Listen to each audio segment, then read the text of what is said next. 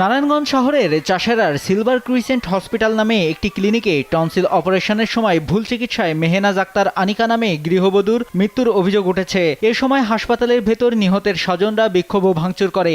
হাসপাতালের আবাসিক চিকিৎসক সহ 5 জনকে নারায়ণগঞ্জ সদর থানা পুলিশের হেফাজতে নেওয়া হয়েছে। 24 মার্চ ঘটনাটি ঘটেছে।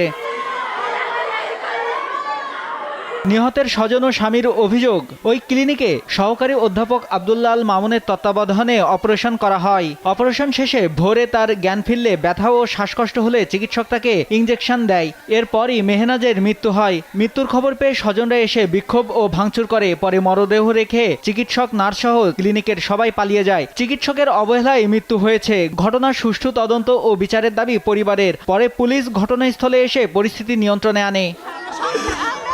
আমার সব শেষ করে দিয়েছে।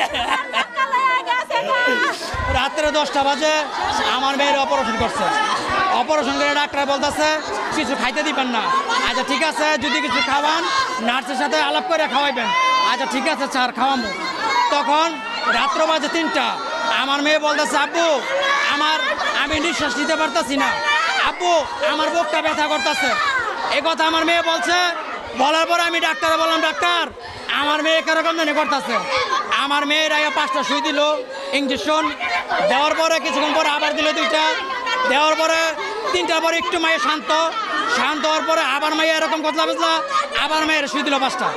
সুই দেওয়ার পরে যখন বাজে আপনার 9টা, দেখলাম কি মায়ে বলতেছে আমারে যাবো, আমার ক্ষুধা লাগছে, আমি পানি খামো, আমার খাওয়ান দাও। আমি ডাক্তার বললাম, ডাক্তার আমার মেয়ে অনেক ক্ষুধার্ত, কালকে সকাল 10টায় খাইছে, এখনো কিছু খায় নাই, আমার মেয়ে কি খাইবো?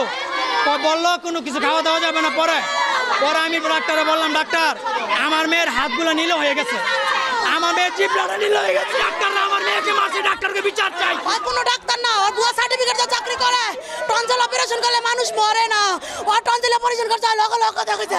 ওরা শ্বাসনালী কাটতে লাইছে, কথা কইতে পারে না, শ্বাসকষ্ট পরে ইনজেকশন দিয়ে মারা লাইছে। ডাক্তারের ফাঁসি চাই, আমার বোনের মারা লাইছে, আমি ডাক্তারের ফাঁসি চাই।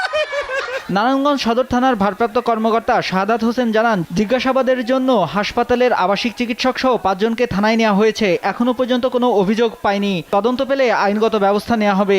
আমরা সদর থানা পুলিশ ঘটনাস্থলে 999-এর মাধ্যমে সংবাদ পেয়ে এসেছি।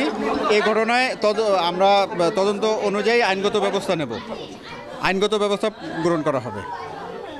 আমরা 999-এর মাধ্যমে যে অপারেশনের ফলে একটি কিশোরীর 15 বছরের একজন কিশোরীর মারা গেছে শুনতে পেয়েছি। আমরা এই ঘটনার তদন্ত সাপেক্ষে আমরা আইনগত ব্যবস্থা আমরা নেব। গেল 10 মার্চ নারায়ণগঞ্জের খানপুর এলাকায় আলহেরা ক্লিনিকে টনসিল অপারেশনের সময় ভুল চিকিৎসায় মারা যায় শিশু মোস্তাকিম। নিহত মোস্তাকিম সদর উপজেলার বক্তাবলী মধ্যনগর এলাকার রমজান আলীর ছেলে। নিউজ ডেস্ক, দেশ টিভি।